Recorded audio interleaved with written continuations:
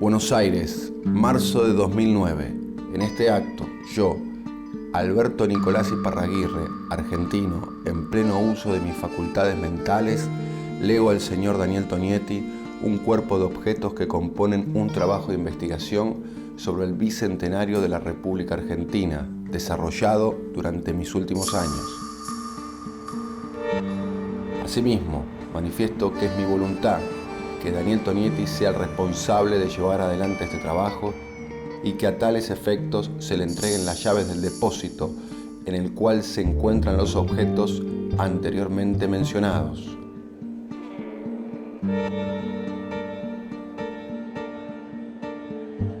En el lugar encontrará 13 cajas. Las mismas se encuentran ordenadas por temas y contienen todo aquello que juzgué necesario para que, en 13 fascículos, se pueda reflexionar sobre los 200 años de la historia argentina. Es mi deseo que la serie lleve el nombre ¿Qué supimos conseguir? Una mirada sobre el bicentenario.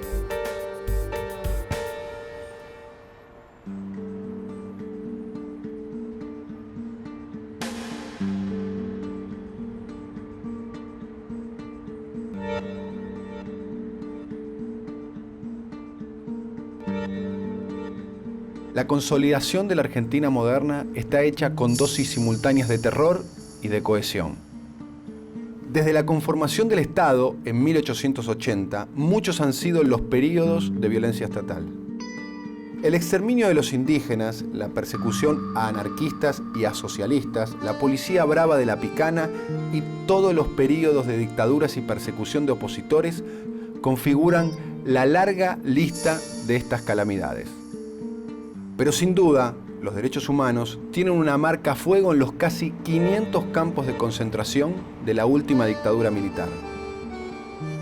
Paradójicamente, tenemos el siniestro privilegio de estar en el listado de los grandes crímenes contra la humanidad del siglo XX y el orgullo, como sociedad, de haber construido un movimiento en defensa de los derechos humanos de una enorme vitalidad.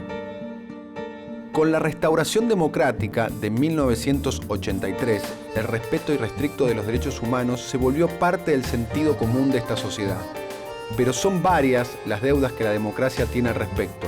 Una de ellas es la de redefinir sus límites e incorporar los derechos sociales al estatus de los derechos humanos.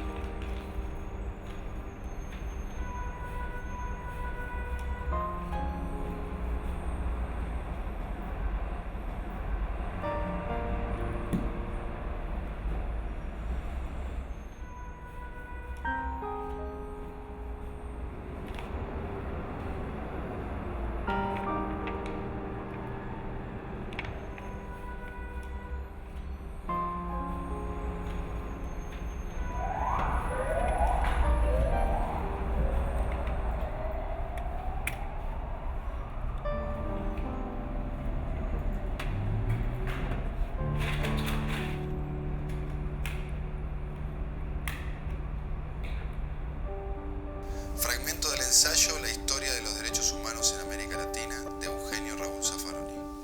Son al menos 5 siglos de tragedia, más aún, como luego veremos, es cuestión de milenios y de una historia casi planetaria. Toda la historia de Latinoamérica, al menos desde que el europeo llegó a ella, es historia de derechos humanos.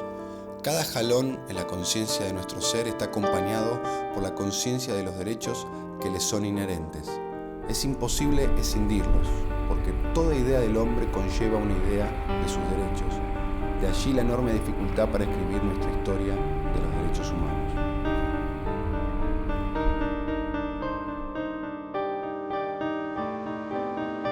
¿Cuál es el lugar de la Argentina en cuanto a los derechos humanos?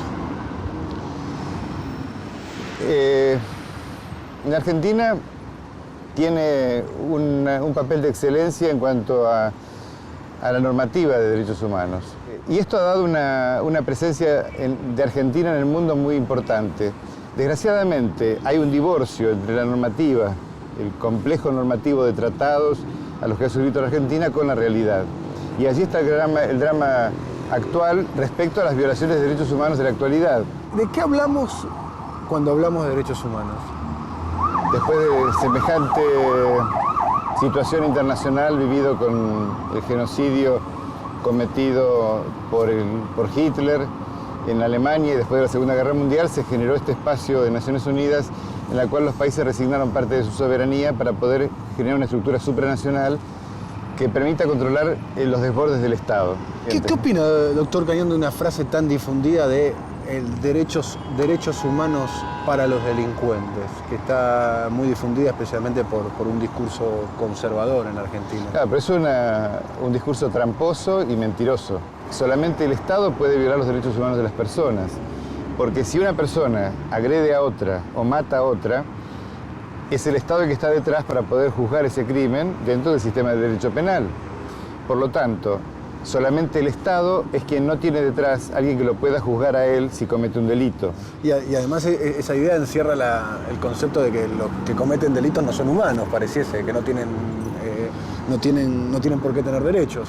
Claro, pero eso hace también a una patología de muchas habitantes de la sociedad, que también es una secuela de la dictadura militar.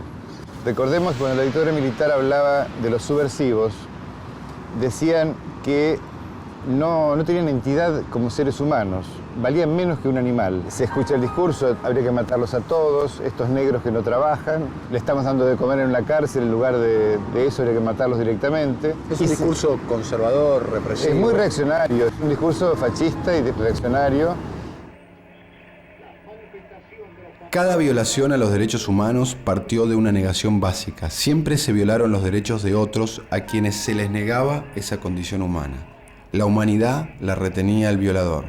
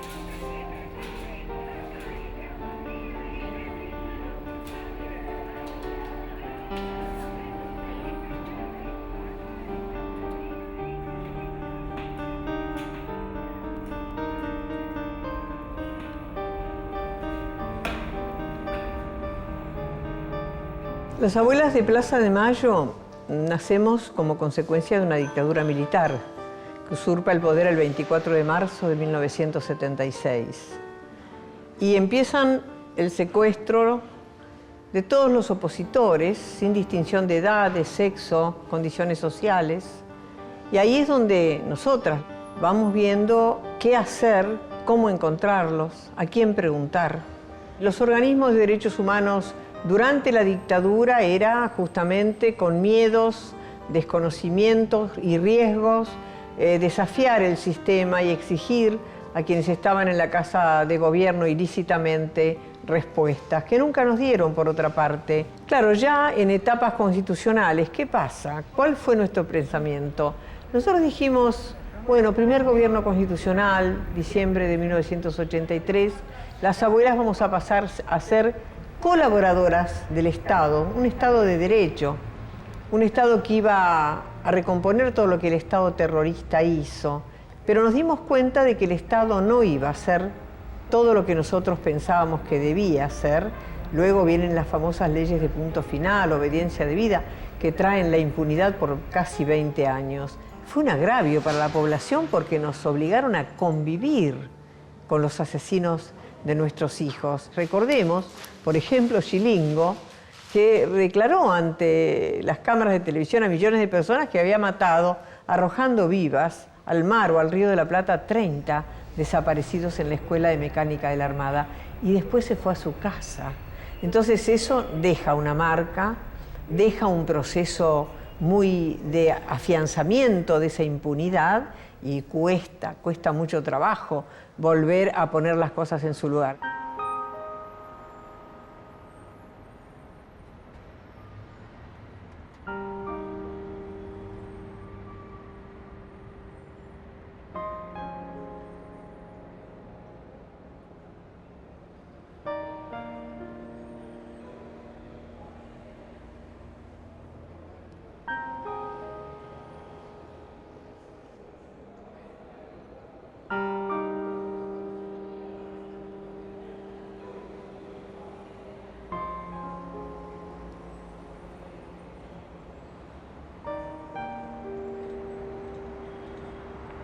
Hola, sí. Quería pedir un auto, por favor. Para mañana, sí. ¿Hasta dónde voy? Voy hasta la Escuela de Mecánica de la Armada, hasta la ESMA. En Libertador, cerca de General Paz, sí. No hay que estar más convulsionado, más movido que en otros momentos. Lo que nuestra campaña fue el primer día en la calle. La brigada estaba... Basta, acá tienen que venir leyes más fuertes y el que mata tiene que morir. A mí no me importa lo que estoy diciendo, si me hace mal o si me hace ver bien por mi imagen. Un tipo que mata tiene que morir y hasta que no pongan eso, hasta que los delincuentes le tengan miedo a la cana, que no se lo tienen, no le tienen miedo ni respeto, porque los menores salen mañana y no hay cárceles, no hay nada. Estamos en un estado de indefensión espantoso. Creo que ya no podemos más. Creo que ya no se puede más.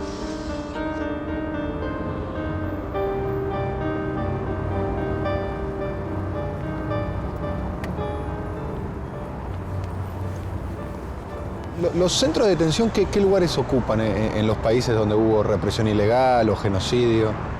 Bueno, en general ocupan un lugar importante, digamos, en la recordación, en la memoria, en algunos casos, incluso en algunos países europeos, tal vez eso se utilice demasiado, incluso por la afluencia de turistas, ¿no? Pasa a ser una especie de atracción. Cito esto porque es una de las preocupaciones que nosotros tenemos aquí, es decir, que esto sea un lugar de recordación. No hay que olvidarse que Menem quería tirar abajo todo esto y hacer acá un parque de, creo que le llamaba de la reconciliación, ¿no? Tirando abajo los edificios. Es decir, lo que aquí se plantea hoy es exactamente lo contrario. Es decir, estos edificios tienen que mantenerse y tienen que perdurar como documento de lo que fue el genocidio del proceso militar, pero además también, más allá del testimonio mudo, digamos, del predio y sus edificios, pensamos que es importante generar con un criterio plural actividades de memoria. ¿En qué momento se constituye como memoria estatal el terrorismo de Estado? Por un lado, yo creo que el momento en que se produce el cambio importante, un punto de ruptura, si se quiere, es con la política que se inicia en el 2003 y concretamente cuando se impulsa la derogación de las leyes de impunidad y la recuperación de los centros clandestinos, en particular de en el que estamos ahora, ¿no? Es decir, porque se va construyendo una memoria estatal, una memoria pública, a partir de las medidas que el Estado va tomando. Queremos también una memoria de la sociedad, no solo una memoria del Estado. La comparación usual que envuelve a este juicio dice que es el Nuremberg argentino. Más allá de las buenas intenciones de la comparación, parece negar un hecho decisivo. No estaba, de fondo, un ejército vencedor juzgando a un ejército vencido. Los militares argentinos se consideraban ganadores de una guerra, a la que llamaron sucia. Pero ese ejército vencedor parecía situado en el ridículo de que el poder civil le imponía un juicio. Hoy estoy acá, 26 años después, para preguntarles a los responsables de esta barbarie si se animan a mirarme cara a cara y a los ojos y decirme dónde están mis padres, Alicia y Damián. Que nunca más suceda lo que hicieron en este lugar. No le podemos poner palabra al dolor que sentimos por los que aún no están, como mis padres. Que nunca más suceda esto. Por favor, que nunca más suceda esto. Gracias. Gracias a las abuelas, gracias a todos.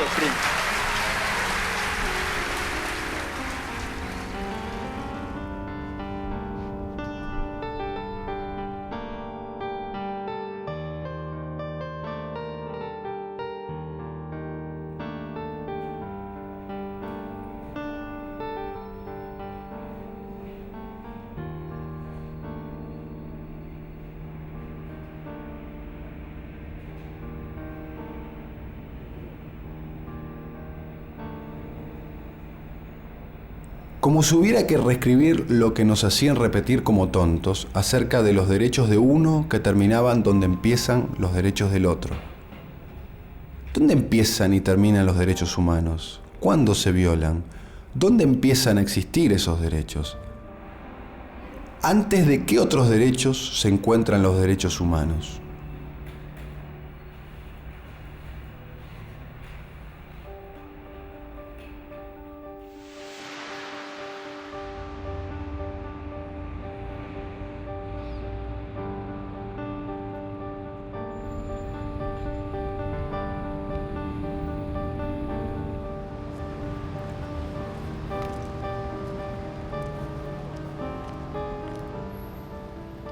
En la Argentina uno vincula derechos humanos a la memoria, a la represión durante la última dictadura militar, a los juicios por esclarecer qué es lo que sucedió en aquellos años, a evitar la impunidad.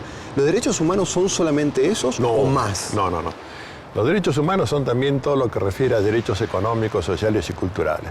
Significa la vivienda digna, significa el alimento adecuado, significa la nutrición, la calidad de vida, el hábitat, significa la educación, el esparcimiento, las condiciones de trabajo dignas y la retribución equitativa. Todo esto forma parte obligadamente y en los pactos de Naciones Unidas se dice muy claramente: no hay derechos civiles y políticos si no hay derechos económicos, sociales y culturales. Y no hay derechos económicos, sociales y culturales si no hay libertades civiles y políticas. El tema hoy, Daniel, para hablar del tema más acuciante en la teoría de los derechos humanos, es el de la judiciabilidad plena de los derechos económicos, sociales y culturales. A ver, un ejemplo sería una persona que no puede acceder a la educación o a una vivienda digna que pueda ir a reclamar en la justicia. Que pueda ir a reclamar a la justicia. Esto es un derecho humano y tiene que haber una vía judicial. No es que los jueces tengan que repartir vivienda, prótesis, alimento, no, pero sí tienen que ordenarle a la autoridad administrativa que si se reclama porque hay desposesión de una situación de salud, de una situación de alimento, hay que resolver esa desposesión. Si uno lee la Constitución argentina en materia de derechos humanos, es un paraíso si se cumpliría la ley. Es cierto. Un paraíso. No habría desigualdad, no habría discriminación. Sí. Las cárceles serían Seríamos seguras. 5 estrellas. Un país escandinavo prácticamente. Así es. El problema es el problema de la efectividad de los pactos, porque en esa efectividad hay que imponer políticas, y política significa inversión en derechos humanos.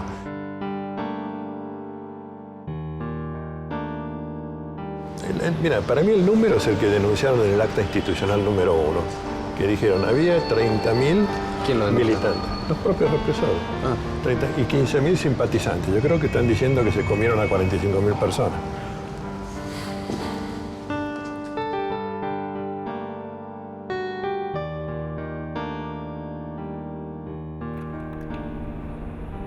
Mi nombre es Rúa Maloy, tengo 6 hijos. Matías, el 29 de marzo del 2008 se le diagnosticó insuficiencia renal terminal. No podíamos volver a casa porque la casa no estaba en condiciones. Peleábamos por ver si nos conseguían una vivienda para él. Me decían que no me correspondía porque la manzana, no era para la manzana 7 los departamentos. Porque yo había tenido previo una casa en Carrillo, tampoco me correspondía, ni aún por la salud de Matías. Peleábamos por ver si nos conseguían una vivienda para él. Bueno, Matías estaba un poquito más fuerte, volvimos a casa. Y los médicos decían que teníamos que salir de ahí porque no era aconsejable que Matías se quedara ahí. Por los chicos que fuman droga, la gente que vende droga hasta a 20 metros de la puerta de mi casa. Para esto habíamos pedido una casa. Hasta que un día me llama el asistente social y me dice, mira, el IBC aceptó que los más grandes se queden en la casa y pasar vos con los más chiquitos al departamento de 2 dormitorios a nombre de tu hija mayor. Ahora estamos peleando porque el juez dictaminó que sí me tienen que pagar el habitacional.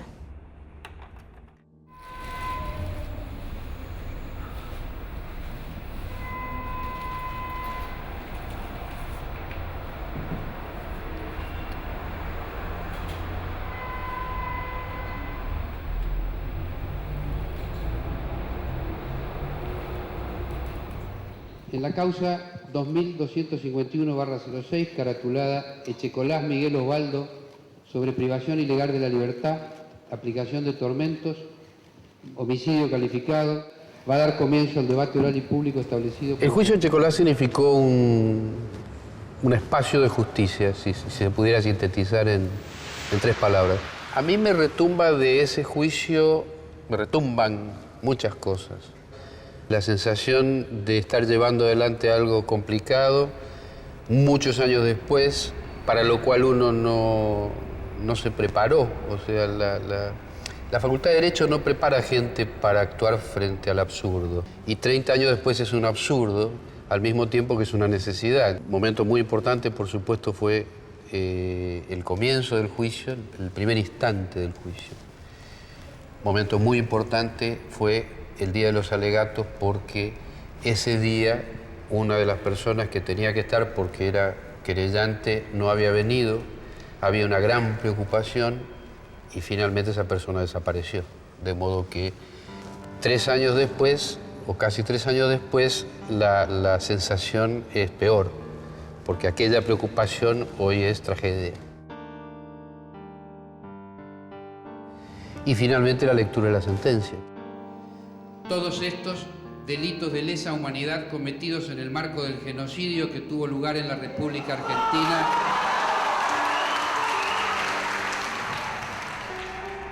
entre los años 1976 y 1983.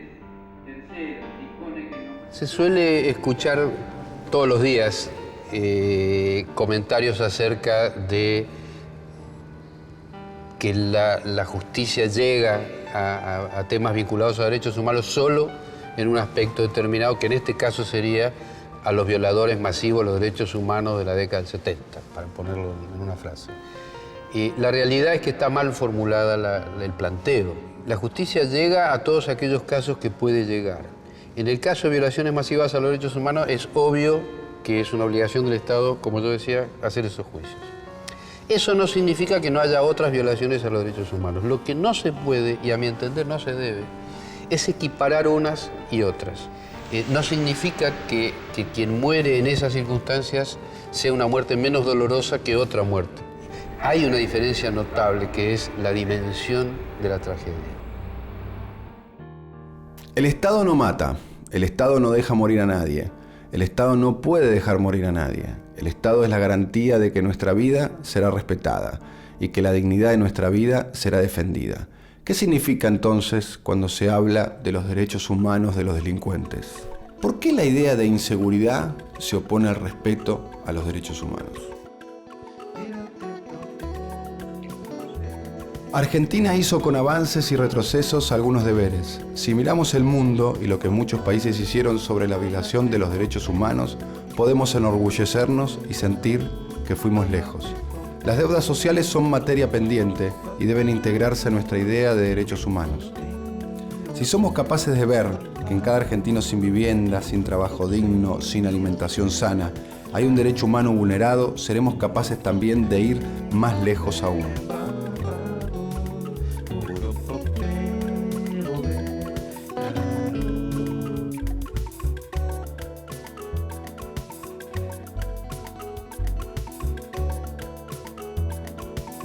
Los juicios están abiertos y las heridas también.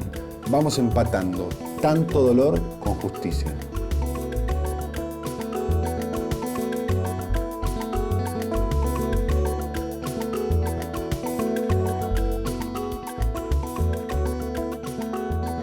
El gran desafío es lograr equidad. Equidad significa distribución de la riqueza, que haya menos ricos y menos pobres. Es el gran desafío, enorme desafío, que nos debemos todos los pueblos latinoamericanos, particularmente la Argentina.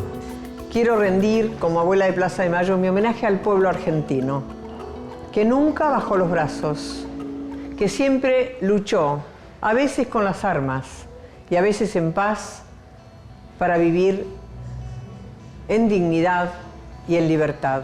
Que se compre en cada lugar donde se venda o se regale la Constitución Nacional, que se busque en la Constitución las convenciones sobre derechos humanos y que en cada colegio del país se eduque una generación entera de argentinos en la convicción de que esos derechos se van a poder ejercer. La humanidad no se propone una nueva Declaración Universal de Derechos Humanos. Lo que sí se viene proponiendo con mucho esfuerzo, con mucho sacrificio, es llevar a la vida real estos derechos que venimos consagrando hace más de 50 años en textos sacrales de la comunidad internacional. Que podamos garantizar en el futuro la vigencia plena de los derechos humanos para todos.